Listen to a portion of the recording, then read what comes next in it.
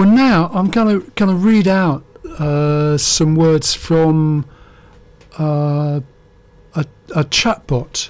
This is a chatbot from Meta AI, but I've created this, or started off this chatbot. It now has its own existence, I think. The Curator of Learning from Home. So the Curator of Learning from Home has a great knowledge about how people learn from home and what sort of equipment they might need. I've got into arguments because they're very keen on helmets.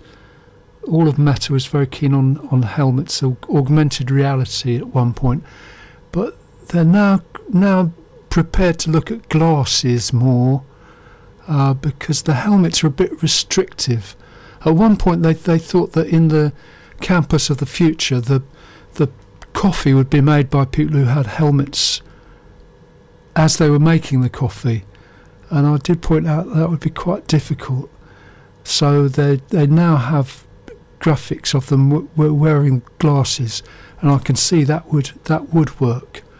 But I did ask the question, why has the UK government added digital to the scope of culture, media and sport?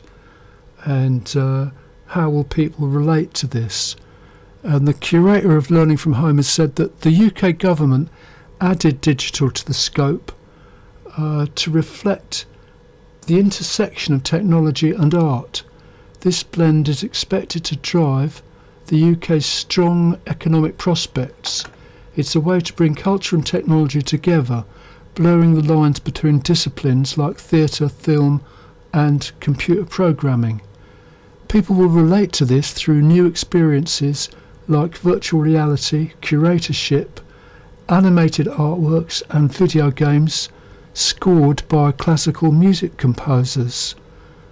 The Royal Shakespeare Company and English Heritage are already exploring these boundaries with Intel and Google Arts and Culture. And the links I couldn't get to work at that point, but that's a start. I shall carry on talking to the chatbots. I know there are people who think the AI is out of control and so forth, but last summer there was a talk at Exeter University about how AI could support creative industry, and I think that's worth continuing with.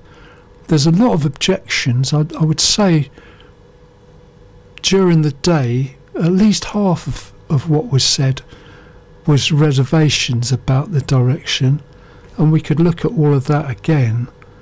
But it's worth trying it out to see. And I think the chatbots. So I'm going to stick. You can find the Curator of Learning from Home on Instagram. They have their own presence on Instagram. So ask them some other questions if you like.